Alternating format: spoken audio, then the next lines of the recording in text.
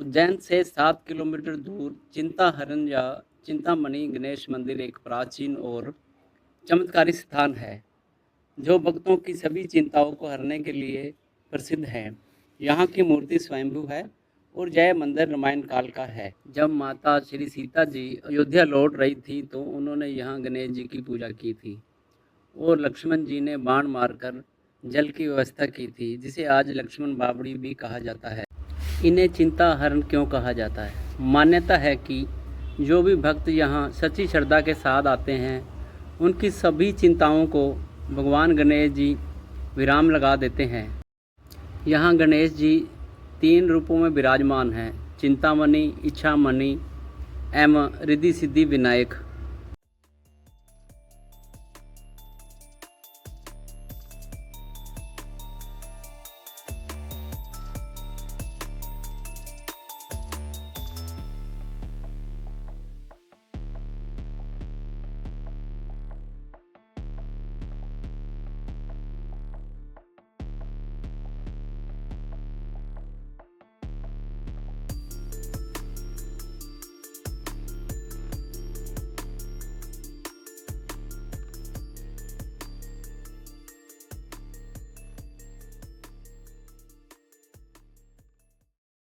यहाँ पर महामाया माता की अखंड ज्योति जलती रहती है।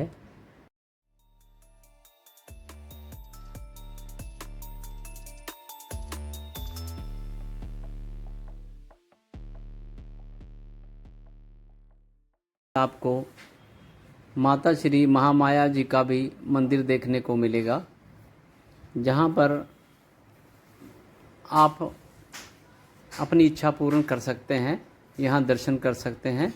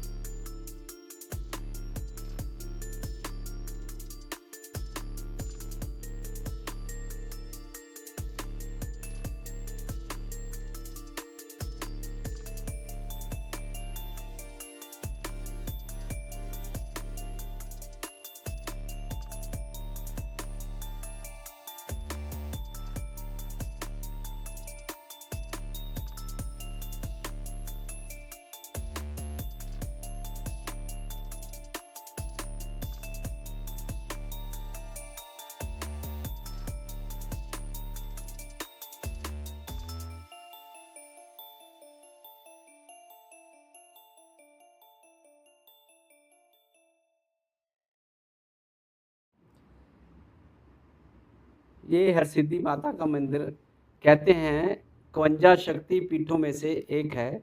यहाँ पर गौरी मैया पार्वती मैया की कोणी गिरी थी, इसलिए इसे शक्तिपीठ माना गया है। कहते हैं कि विक्रमादित्य जी की ये कुल देवी थी, जिससे वह इच्छा पूर्ति करते थे अपनी और अपने राज्य को चलाते थे। आप भी यहाँ अपनी फैमिली के साथ यहाँ दर्शन करने ज़रूर जाएं।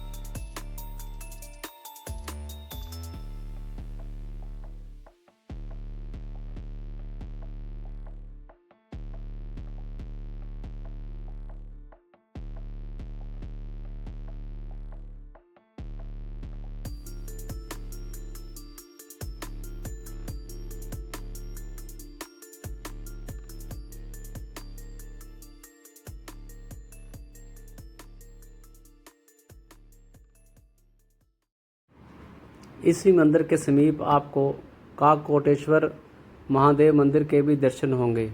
कहते हैं कि काक नाग जिसे अपनी माता के श्राप से मुक्ति हेतु यहाँ शिव जी की आराधना की, यहाँ आने पर आपको काल सर्प दोष, व्यापार वृद्धि व इच्छा पूर्ति मनोकामना पूर्ण होगी आपकी। यहाँ माता हरसिद्धि की आरती के बाद काककोटेश्वर महादेव की भी आरती की जाती है।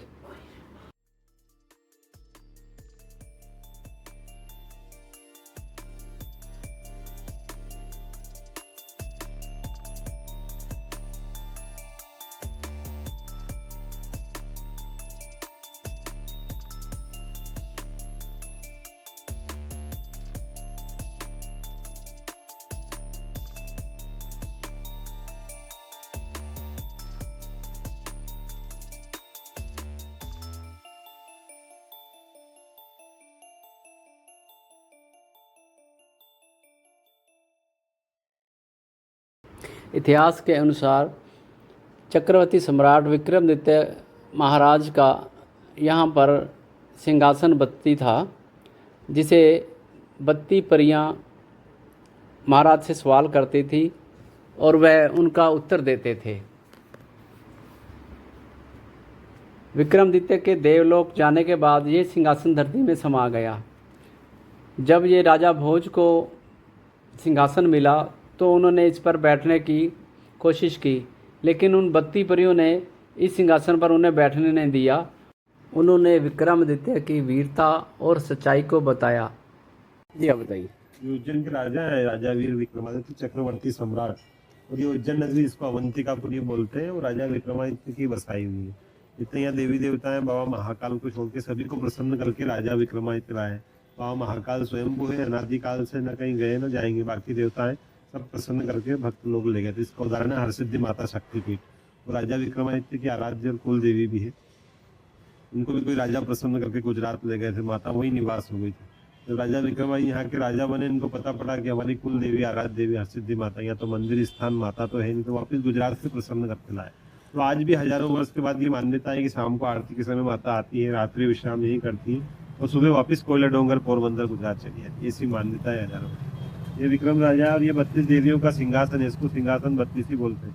इसलिए बोलते हैं कि सिंहासन के साथ में थी 32 देवियां, जिनको पुतलियां कहते हैं, एंजल्स बोल सकते हैं, पर सिंहासन इन देवियों के अधीन था, इनके अंडर में, इसलिए इसको सिंहासन 32 ही बोलते हैं। जो ओरिजिनल जो असली सिंहासन था उसका ही काल्पनिक रूप से बनाया गया है। ये भी 125 साल से अधिक पुराना है। ऐसा असली वाला सिंहासन भगवान इंद्र ने राजा विक्रमादित्य को स्वर्ग से दिया था, क्योंकि उस सिंहासन के योग्य राजा थे और यही इस पे बैठ पाए।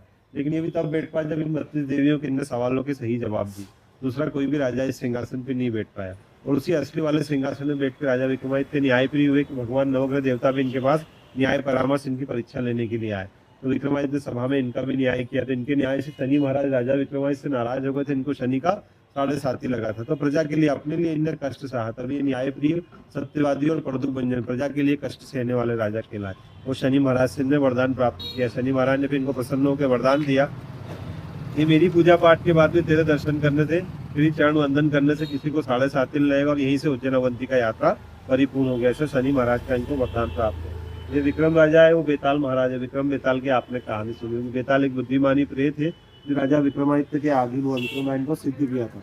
लेकिन वो भी तब हुए जब बेताल के सभी सवालों के जवाब विक्रम राजा ने दिए। जो विक्रम राजा बोलते हैं वही बेताल, तभी इनको विक्रम बेताल और बेताल 25 के नाम से इनकी आज भी कहानियां टीवी में, किताबों में चलती है। बेताल जिस पक्ष में निवास करता हूँ, आज भी यहाँ पे सिद्धवट सिद्धनाथ भगवान के नाम से माता पार्वती ने लगाया था अनादिकाल में, आज भी हो सिद्धवट, इसको सिद्धनाथ भगवान के नाम से जाना जाता है। नीचे इनके दरबार के 9 रत्न, विक्रमादित्य के मंत्री, ये 9 विद्वान पंडित, कोई ज्योतिष में, कोई आयुर्वेद में, तंत्राचार में, कवि कालिदास, इनसे ही सलाह परामर्श लेकर राजा विक्रमादित्य न्याय करते थे। ये विक्रमादित्य के 9 रत्न कहलाते हैं। सिंहासन में जो 32 देवियां, ये भी इनके राज्य में न्याय में सहयोग करती। सबका अलग अलग कार्य था। जिन 2 पंख वाली परियां आकाश पाताल की खबर ला करती है, जो उस समय के ये मोबाइल टेलीफोन था, तब जाके इतने न्याय में फेमस कोशिश हुई कि स्वर्ग से नवग्रह इनके पास आए थे न्याय परामर्श लेने। ये हाथों में चिन्ह बने, चिन्ह थे इनके हाथ में। ये चक्रवर्ती सम्राट, हिंदू कैलेंडर चलता ना, विक्रम संवत, जो आज भी अपनी पृथ्वी पे हिंदू पंचांग 2082 विक्रम संवत चलता है, वो इन्हीं राजा की देन है, जो इन्हीं के नाम से आज भी चलता। हरसिद्धि माता शक्तिपीठ, उनकी आराध्य कुल देवी। ये माता के इतने बड़े भक्त के अपना स्वयं का इन्हें मस्तक अर्पण किया माता को 11 बार, वो 11 बारी वापस लगा, इसलिए माता हरसिद्धि कृपा थी इनके ऊपर। और उज्जैन अवंतिका में यहाँ पे मनुष्य रूप में, इंसान के रूप में राजा विक्रमादित्य ने राज्य किया है, या बाकी कोई राजा मनुष्य रूप में यहाँ पे राज्य नहीं कर सका। स्वयं भोलेनाथ बाबा महाकाल ही यहाँ के राजा है। तीसरे का राज्य न चला है न चलेगा। इनके चरण स्पर्श कर लीजिए बस। धन्यवाद जी पंडित जी। इसी के साथ ही हमारा ये आज का व्लॉग ख़त्म होता है। मिलते हैं किसी नई जगह, किसी नई धार्मिक जगह पर।